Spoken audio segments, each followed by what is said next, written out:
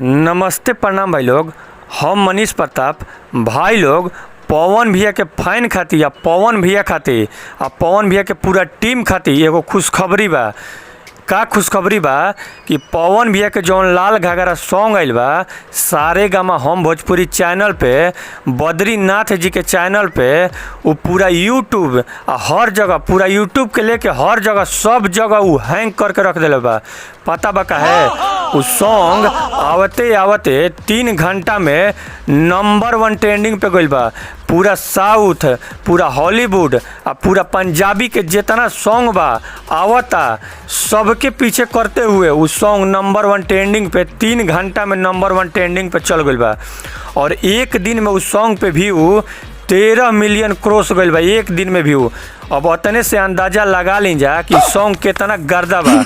और पवन भैया के का कहे के बा, उ तो शेर हवन, ऐसे ही उनकरा के लोग पावर स्टार ना नु कहेला। अब शेर कतनो सूतर रही आ जागी तो एक बेर दहाड़ी तो पूरा जंगल शांत हो जी। उहे हाल पवन भैया के बा। उ कतनो देर से, 1 महीना पे चाहे कतनो दिन पे उ गानवा निकली हन, आ बाकी जब निकली हन तो पूरा यूट्यूब आ हर जगह पूरा हैंग करके रख दिहन। काहे से कि पावर स्टार हवन पवन भैया के। अब बातें अलग बा। पवन सिंह है बेटा, मुंड बनने में थोड़ा टाइम लगता है, उनका डायलॉगे फेमस बा।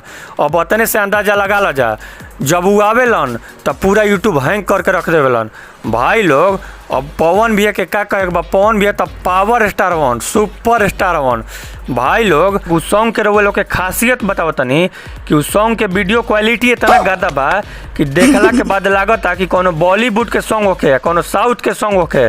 और बॉलीवुड साउथ सब पीछे रह गई सॉन्ग के आगे। इतना अच्छा क्वालिटी बा, इतना अच्छा लोकेशन बा, इतना अच्छा मॉडल बाड़ी कि मॉडल इतना अच्छा एक्टिंग कैले बाड़ी कि लागता कि कोनो बॉलीवुड के साउथ के एक्टर होकस। और पवन भैया के सिंगिंग के कोनो बात नहीं है, कोनो जोड़ा नहीं है, उनकर बातें नहीं करे के। उ तो सरस्वती पुत्र हवन।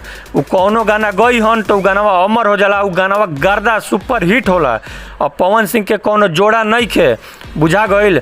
अब भाई लोग कमेंट में बतावा जा कि के सॉन्ग सुनलस आ केकरा ई सॉन्ग अच्छा लागल। अब भाई लोग, ई वीडियो जेकरा जेकरा अच्छा लगे तो लाइक करी, शेयर करी, सब्सक्राइब करी। जय हिंद, जय भारत।